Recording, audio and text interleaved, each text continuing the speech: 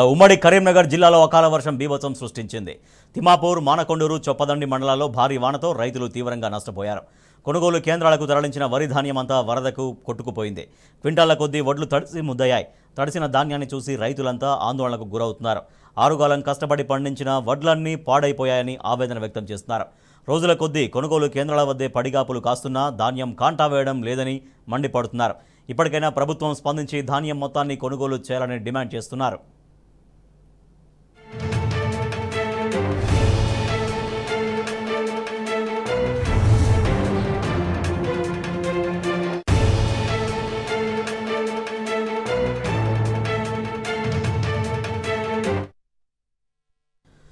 కరీంనగర్, సిరిసిల్ల జిల్లాలో జరిగిన పంట నష్టంపై మరింత సమాచారాన్ని మా ప్రతినిధి వేణుగోపాలరావు అందిస్తారు.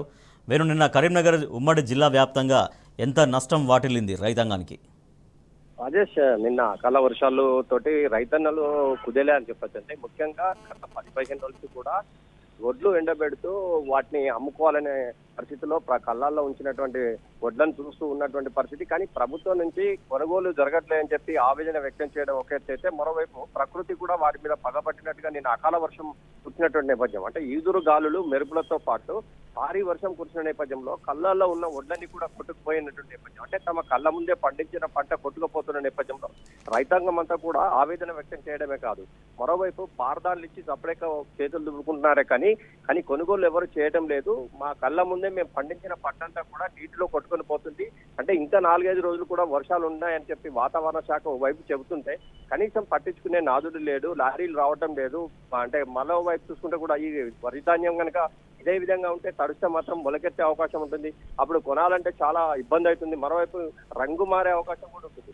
అంటే ఇన్ని అవస్థల మధ్య తాము కళ్ళాల్లో వడ్ల నుంచి కొనుగోలు కోసం చెప్పి కళ్ళలో ఒత్తులేసుకొని చూస్తున్నా కానీ పట్టించుకోవడం లేదు. అధికారులు కూడా ఎవరు రావట్లేదని చెప్పి ఆవేదన వ్యక్తం చేస్తున్నటువంటి పరిస్థితి ఉంది. రాజేష్, నిన్న మాత్రం చూసుకుంటే నిన్న సాయంత్రం కురిసిన భారీ వర్షానికి ఇటు మానకొండూరు, తిమ్మాపూర్, ఇటు చొప్పదండి కాన్ఫరెన్స్ లో మాత్రం భారీ వర్షం కురిసింది.